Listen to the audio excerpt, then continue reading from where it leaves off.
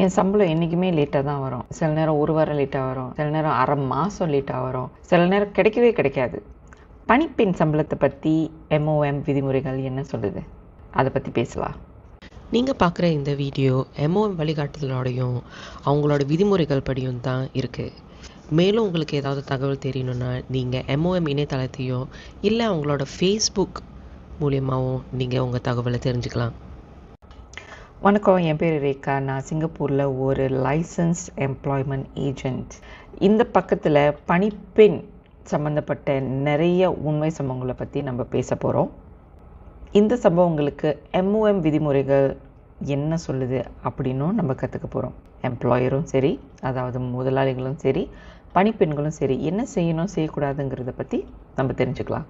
சம்பளம் இது ரொம்ப சென்சிட்டிவான விஷயம், அது மட்டும் இல்லாமல் ரொம்ப முக்கியமான விஷயமும் கூட.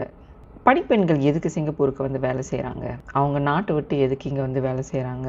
சிங்கப்பூரில் வேலை செய்கிற நிறைய பணிப்பெண்களுக்கு அவங்களோட சம்பளம் அவங்களுக்குன்னு மட்டும் இல்லாமல் அவங்க குடும்பத்துக்கு, அவங்க பிள்ளைங்களுக்கு, மருத்துவ செலவுக்கு இப்படின்னு பயன்படுது. சம்பளங்கிற ஒரு விஷயம் திடீர்னு தடைப்பட்டாலோ இல்லை லேட்டாக கிடைச்சாலோ அது நிறைய பேருக்கு ஸ்ட்ரெஸ் கொடுக்கும். சில வீட்டில் வந்து சம்பளத்தை கரெக்டாக மாதம் மாதம் கொடுத்துட்றாங்க.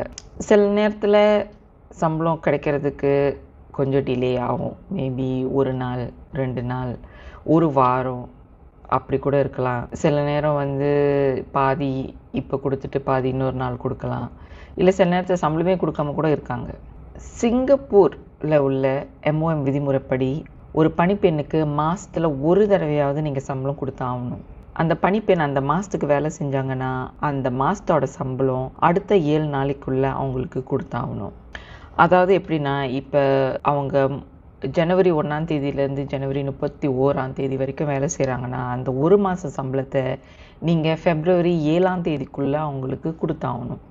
சில நேரங்களில் டிலே ஆகுது, சம்பளம் கொடுக்கறதுக்கு டிலே ஆகுது. அது ஏன் நடக்குது? உண்மையிலேயே நிறைய முதலாளிகள் இதை பற்றி மறந்துடுவாங்க.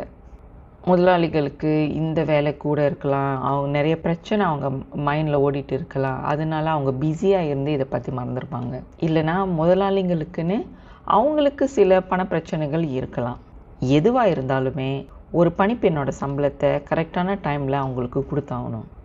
உங்கள் பணிப்பெண்ணுக்கு கொடுக்குற சம்பளம் அவங்களுக்குன்னு மட்டும் இல்லாமல் அவங்க குடும்பத்தை ஆதரிக்கிறதுக்காகவும் இருக்குது. நீங்கள் ஒரு பணிப்பெண்ணாக இருந்து உங்களோட சம்பளம் உங்களுக்கு லேட்டாக கிடச்சிச்சின்னா நீங்கள் என்ன செய்யலாம்? முதல்ல உங்கள் முதலாளிக்கிட்ட அமைதியாக மரியாதையோடு கேட்டு பாருங்கள். சில நேரத்தில் முதலாளிகள் அதை பற்றி உண்மையிலேயே அவங்க மறந்துருக்கலாம், இல்லை அவங்களுக்கு உண்மையிலேயே ஒரு நெருக்கடி இருந்திருக்கலாம். அதனால் அவங்க வந்து கொஞ்சம் லேட்டாக கொடுக்கறதுக்கு நினச்சிருக்கலாம்.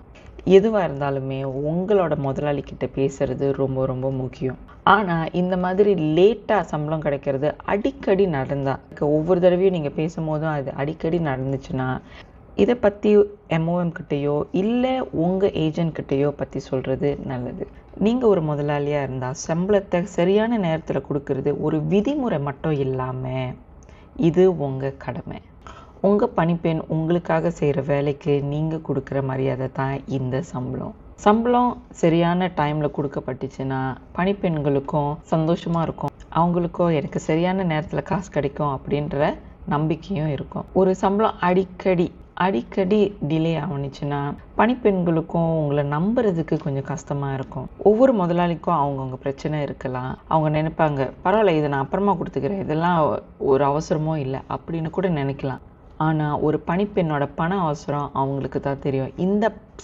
இந்த மாத சம்பளம் அவங்க குடும்பத்துக்கு எவ்வளோ உதவியாக இருக்குங்கிறத அவங்களுக்கு தான் புரியும். முதலாளியும் பணிப்பெண்ணுக்கு உள்ள சம்பளம் எப்போ கொடுக்கப்படணும், எப்போ கொடுத்துருக்காங்கன்றத ரெக்கார்ட் பண்ணி வைக்கிறது ரொம்ப நல்லது. இதனால பிரச்சனைகள் வர்றது குறையும். ஒரு முதலாளிக்கும் ஒரு பணிப்பெண்ணுக்கும் நடுவில் ஒரு நல்ல ஒர்க்கிங் ரிலேஷன்ஷிப் வச்சுன்னா நிறைய பிரச்சனைகள் வராது. ஒருத்தர் நீங்கள் நல்லா பேசி புரிஞ்சு நம்பிக்கையோட வேலை செய்யலாம்.